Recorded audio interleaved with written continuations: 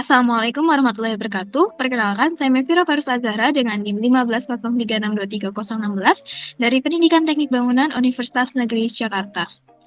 Pada kesempatan kali ini, saya akan menjelaskan mengenai model evaluasi CIPP yang dikembangkan oleh Daniel Stapleton, di mana model ini digunakan untuk menilai seberapa besar efektivitas sebuah program, baik dari segi konteks, input, proses, maupun produk. Nah, di sini saya akan mencoba untuk merelevankan dengan dunia pendidikan vokasional, khususnya pada rumpun teknologi konstruksi dan properti. Model evaluasi CIPP ini merupakan salah satu model evaluasi yang paling banyak digunakan dalam berbagai bidang, termasuk pendidikan vokasional, di mana model ini mengedepankan evaluasi yang sistematik dan holistik yang mencakup 4 komponen utama, yaitu konteks, masukan, proses, dan produk. Nah, setiap komponen ini memiliki peran yang sangat penting dalam memberikan gambaran yang menyeluruh mengenai efektivitas suatu program. Dalam hal pendidikan, terutama di bidang teknologi konstruksi dan properti, model ini sangat relevan untuk mengevaluasi berbagai aspek mulai dari kesiapan sumber daya hingga hasil pembelajaran yang diharapkan. Nah, sekarang saya masuk ke yang pertama, ada konteks. Dan pada tahap konteks ini, evaluasi dilakukan untuk memahami latar belakang suatu program seperti kebutuhan, masalah, dan peluang yang ada. Dalam pendidikan vokasional, hal ini tuh penting untuk memastikan bahwa kurikulum dan program yang ditawarkan sesuai dengan kebutuhan industri konstruksi yang selalu berkembang. Evaluasi konteks ini dapat dilakukan melalui berbagai metode seperti survei kebutuhan industri, analisis standar kompetensi, serta studi mengenai kondisi peserta didik dan lingkungan yang ada. Sebagai contoh, evaluasi implementasi kurikulum Merdeka di SMK menunjukkan adanya kesenjangan antara tujuan program dengan kebutuhan peserta didik di lapangan, seperti apa yang sudah disampaikan oleh Nur Rahman tahun 2023. Oleh karena itu, analisis konteks membantu untuk merancang program yang relevan dan tepat sasaran. Yang kedua ada input. Nah, pada tahap input ini, evaluasi dilakukan untuk menilai kelayakan dan kualitas sumber daya yang digunakan dan dalam mendukung pelaksanaan program. Hal ini tuh mencakup tenaga pengajar, materi, fasilitas, kurikulum, dan anggaran yang tersedia. Dalam pendidikan vokasional ini, evaluasi input penting untuk memastikan bahwa tenaga pengajar memiliki kompetensi yang memadai, fasilitas praktek yang sesuai dengan standar industri, lalu kurikulum yang relevan dengan kebutuhan dunia kerja. Misalnya, seperti penelitian yang menunjukkan bahwa kurikulum yang dilengkapi dengan input yang kuat seperti kompetensi SDM dan alat bantu pembelajaran yang baik dapat memberikan dampak positif terhadap hasil belajar, seperti apa yang disampaikan oleh Zhang dan Liu di tahun 2021. Oleh karena itu, evaluasi input ini membantu untuk memastikan bahwa semua sumber daya yang diperlukan tersedia dan siap untuk mendukung pelaksanaan program pendidikan. Lalu yang ketiga ada proses. Nah, evaluasi proses sendiri berfokus pada pelaksanaan program itu sendiri. Di sini dilakukan pemantauan terhadap kegiatan-kegiatan yang berlangsung, seperti apakah pelaksanaan program sesuai dengan rencana, lalu bagaimana dinamika interaksi antar peserta dan pelaksana program. Nah, evaluasi proses ini dapat melibatkan pengawasan terhadap implementasi pembelajaran berbasis proyek seperti project-based learning, magang industri, serta penggunaan metode pembelajaran yang sesuai dengan kondisi dunia kerja.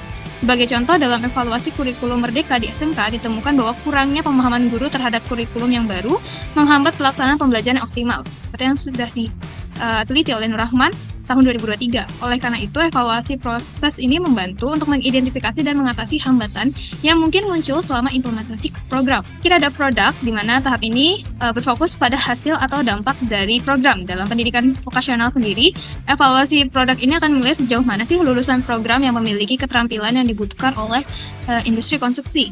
Ini mencakup keterampilan teknis seperti kemampuan membaca gambar teknik, penggunaan alat ukur konstruksi, lalu penguasaan software. Nah, hasil evaluasi ini akan memberikan gambaran apakah program yang dilaksanakan berhasil dalam mencapai tujuan dan apakah para peserta didik siap untuk terjun ke dunia lapangan.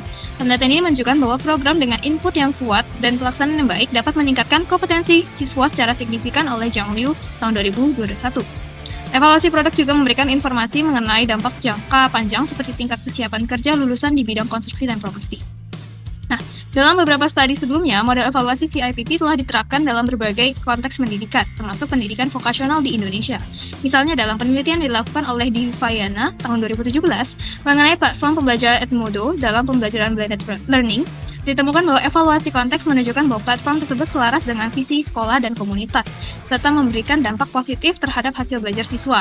Selain itu, terdapat juga penelitian oleh Jiang and Liu tahun 2021 mengenai kurikulum proyek di pendidikan vokasi menunjukkan bahwa struktur input yang kuat dalam kurikulum proyek dapat memberikan dampak positif terhadap peningkatan kompetensi siswa yang relevan dengan kebutuhan industri. Namun, dalam penerapan model CIPP pada evaluasi implementasi kurikulum Merdeka di SMK, ditemukan adanya kesenjangan antara tujuan kebijakan dan kenyataan di lapangan yang menyebabkan beberapa kendala dalam pelaksanaan program, seperti yang sudah diteliti oleh Nur Rahman tahun 2023. Hal ini menunjukkan pentingnya evaluasi konteks untuk memastikan kesesuaian antara program dengan kebutuhan nyata peserta didik dan kondisi lingkungan. Nah, evaluasi proses ini juga menunjukkan bahwa kurangnya pemahaman guru terhadap kurikulum baru menyebabkan pelaksanaan yang kurang optimal, yang memperkuat argumen bahwa evaluasi proses adalah kunci untuk keberhasilan program.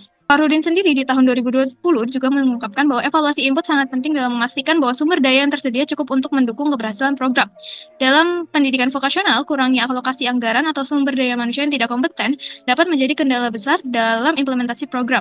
Oleh karena itu, evaluasi input perlu dilakukan secara cermat untuk mengidentifikasi potensi hambatan yang mungkin muncul selama pelaksanaan program. Penerapan model CIPP ini dalam pendidikan vokasional pada bidang teknologi konstruksi dan properti itu sangat relevan dan memberikan gambaran yang menyeluruh tentang efektivitas program pembelajaran, dimana seperti dalam konteksnya kayak di sektor konstruksi, perkembangan teknologi dan tuntutan industri itu terus berubah. Nah, oleh karena itu, penting bagi program pendidikan vokasional itu untuk terus menyesuaikan kurikulum dengan kebutuhan industri.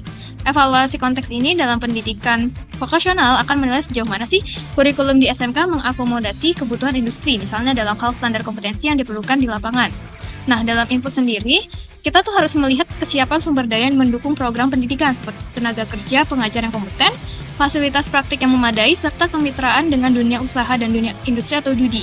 Pendidikan vokasional yang tidak didukung oleh sumber daya yang memadai, seperti alat praktik yang tidak sesuai dengan standar industri atau pengajar yang kurang terampil, akan menghambat pencapaian tujuan program. Untuk evaluasi proses, itu akan mengamati bagaimana sih implementasi metode pembelajaran berbasis project atau project-based learning, magang, industri, dan asesmen autentik dilakukan.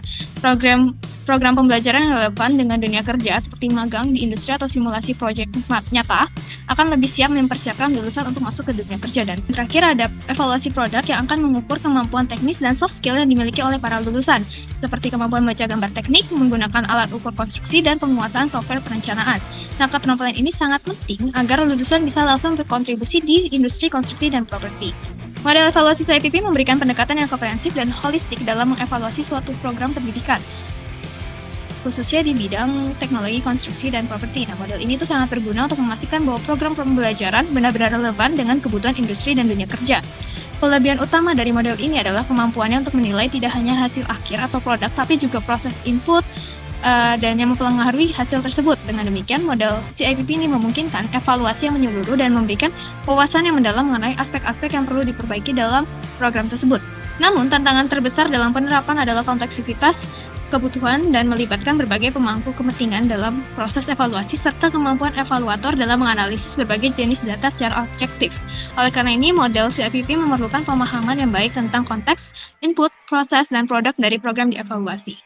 Jadi, penerapan model CIPP dalam pendidikan vokasional sangat penting untuk meningkatkan kualitas pendidikan dan mempersiapkan lulusan yang siap menghadapi tantangan di dunia kerja, khususnya di sektor teknologi konstruksi dan properti. Baik, sekian dari saya. Mohon maaf bila ada kesalahan kata. Saya akhiri. Wassalamualaikum warahmatullahi wabarakatuh.